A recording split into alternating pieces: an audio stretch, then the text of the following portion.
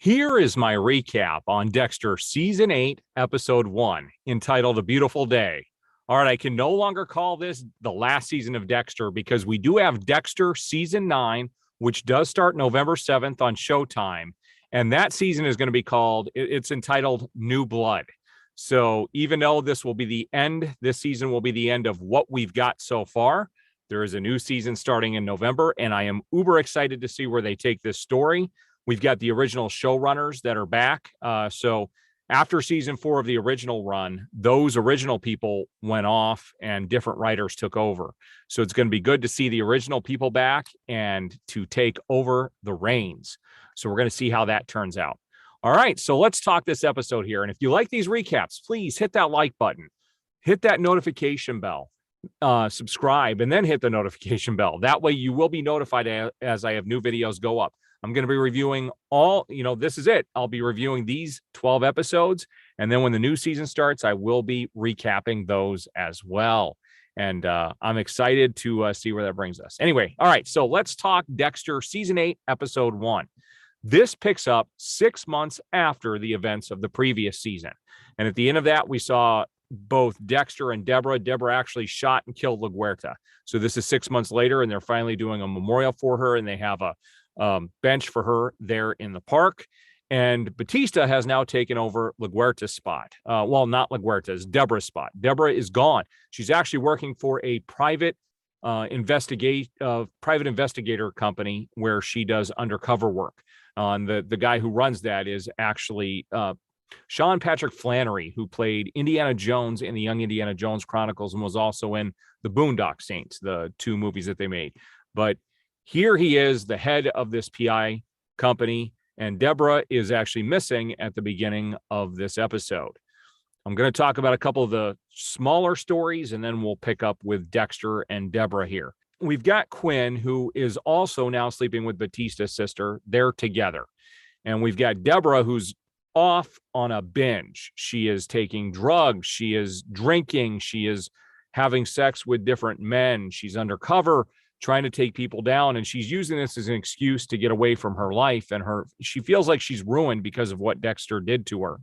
And she even tells Dexter at one point in this episode that her whole life, or she was there for Dexter, Dexter was never there for her, which is the way it seemed before, is that Dexter was always there to comfort her. But she realizes that Dexter was actually using her the whole time to get away with the things that he was doing. In this, at the beginning of this season, we see Dexter trying to just get back. He's actually doing well. He's back to normal. He's doing fatherly things. He's working, and he talks about how LaGuerta dying was the best thing that's happened to him. Everything is back to normal. He's doing well. Deborah, on the other hand, it's the yin to the yang there.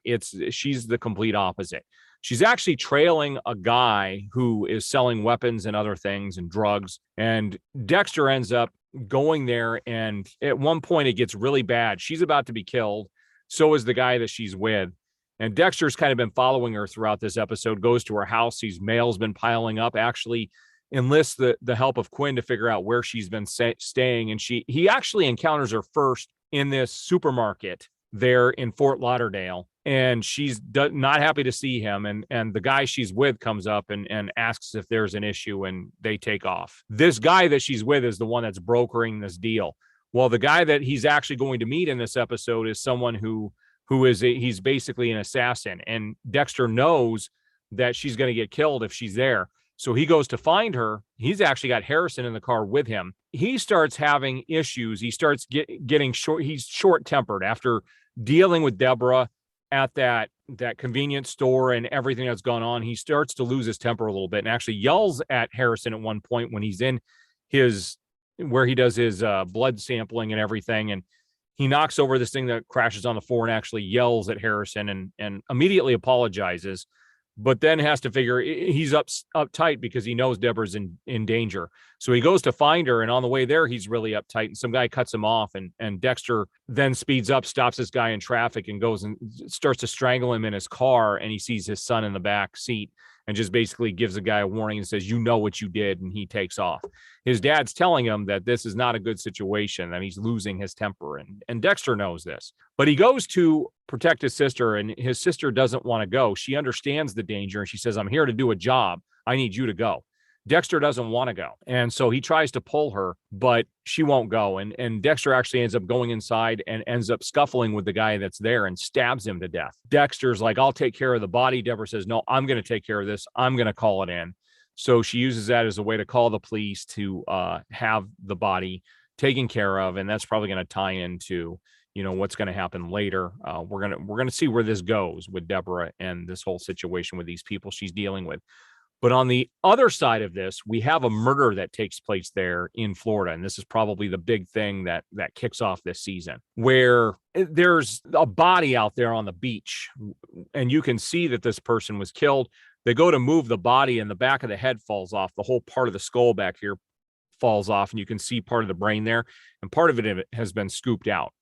So when they go in to start the investigation on this dead body, there is a doctor that they bring in, this psychiatrist person. Her name is Dr. Vogel. And Dr. Vogel is there, and she likes to deal with people with brains and psychopaths and these killers, these serial killers who don't have empathy. She's an expert in this field, which intrigues Dexter, but at the same time, he feels threatened there when she's there in the first meeting. And she actually calls Dexter a couple of times in the episode, one to help her with this examination, and starts questioning him in a weird way. And the audience knows it's weird. And then at the end of the episode, she actually meets up with Dexter, hands him a manila envelope, and leaves. Dexter opens it up, and there's a bunch of pictures in there that he drew when he was a kid of the murder of his mom, the murder of other people, his family, all kinds of stuff.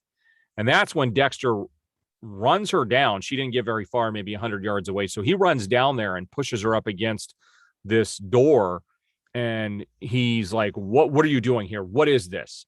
And she's like, you can't hurt me. You can't do anything to me. And he's like, why? And she says, because I don't meet Harry's code. And that's where this episode ends. So obviously she knows a bit about Dexter's past, and we're going to see what happens here going forward. But it was a pretty interesting start to the season. That is episode 1, which is entitled A Beautiful Day. We'll see where episode 2 brings us on the next recap. We'll see you guys on the next video.